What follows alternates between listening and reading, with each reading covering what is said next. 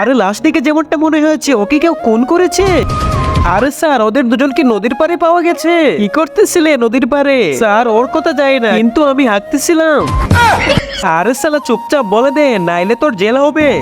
আরে স্যার আপনার বউর কসম, আমি ওকে মারিনি, ওই ওকে মেরেছে। আরে শালা তুই আমার নাম কেন বললি? তুই কি দেখেছিস আমি ওকে মেরেছি? এই থামো তোমরা, এখনই বের হয়ে যাবে কে খুন করেছে। এই না বল। এখন আমি একটি গান বাজাবো, আর গান বন্ধ হওয়ার সাথে সাথে যার হাতে এই বল থাকবে সে ওই খুনি।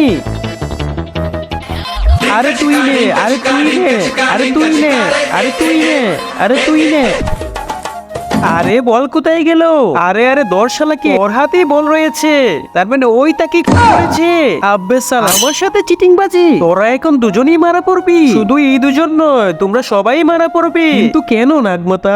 এই বৃদ্ধ অসহায় বাবাটির জন্য কেই বা লাইক সাবস্ক্রাইব করবে? আমি জানি দুষ্ট ছেলেরা একদমই লাইক সাবস্ক্রাইব করবে না, আর ভালো ছেলে মেয়েরা অবশ্যই লাইক সাবস্ক্রাইব করে যাবে। তুই যেটা বল মনে করে খেলতেছিলে সেটা আমার ডিম ছিল, আর তুই সেটাকে ভেঙে ফেলেছিস। এখন আমার হাত থেকে তোদের কাউকে বাঁচাতে পারবে না।